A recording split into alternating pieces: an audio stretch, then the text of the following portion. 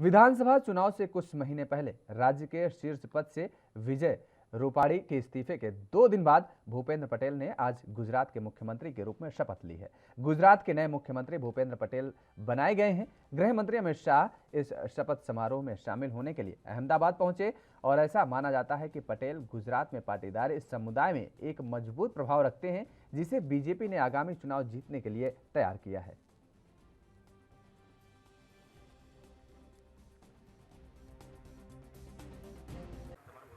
भूपेंद्र भाई रजनीकांत पटेल ईश्वर ने नामे सौगंध लऊं छूं के कायदाथी स्थापित भारतना संविधान प्रत्ये हूँ साची श्रद्धा अने निष्ठा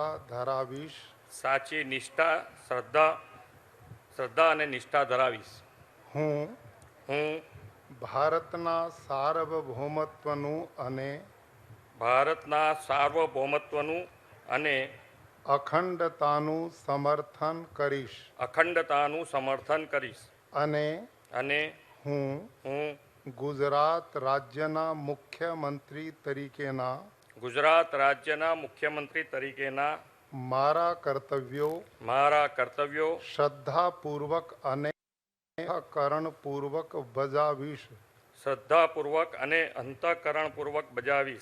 અને ભય કે પક્ષપાત રાગ કે દ્વેષ વિના તમામ લોકો સાથે સંવિધાન અને કાયદા અનુસાર ન્યાયપૂર્વક વર્તીશ।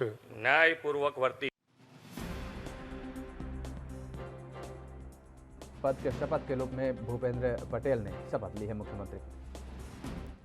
तो गुजरात के 17वें मुख्यमंत्री के रूप में आज भूपेंद्र पटेल ने मुख्यमंत्री पद की शपथ ली है और जिस तरीके से लगातार भारतीय जनता पार्टी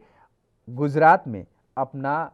पैठ जिस तरीके से, क्योंकि अगर 2000 के बाद से देखा जाए लगातार 2014 तक तो वहां पर नरेंद्र मोदी मुख्यमंत्री के तौर पर काबिज रहे हैं और लगातार उन्होंने हैट्रिक लगाई है, लेकिन उसके बाद से जब वो प्रधानमंत्री बने उसके बाद से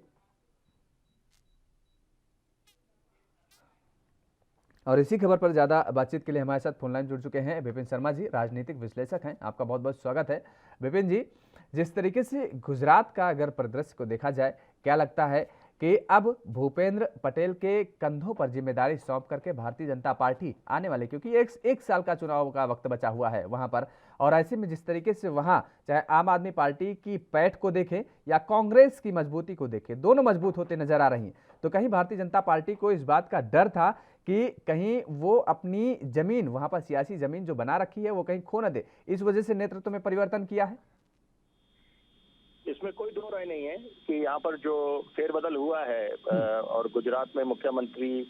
को बदला गया है और उनसे इस्तीफा लिया गया है, क्योंकि ये बोलना है कि उन्होंने खुद इस्तीफा दिया है तो ये सरासर गलत होगा यहाँ पर। और निश्चित बात है, क्योंकि जो खबरें आ रही थी बार बार कि कोरोना को लेकर स्थिति संभालने में बिल्कुल विफल रहे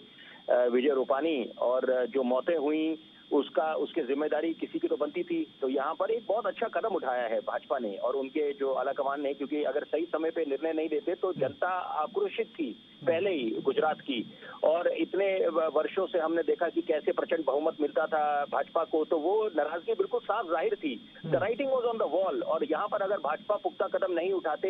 उठाती, उनकी आलाकमान हाईकमान से फैसले नहीं होते तो वो गलत संदेश जाता जनता को। और यहाँ पर आप समय रहते कदम एक फैसला भी लिया इन्होंने। और उसके साथ साथ आप देखें, गौरतलब बात यह है कि जो गुजरात की राजनीति है वहां पर पाटीदार जो समुदाय है और ओबीसी वर्ग, इनकी बहुत अहम भूमिका है। यही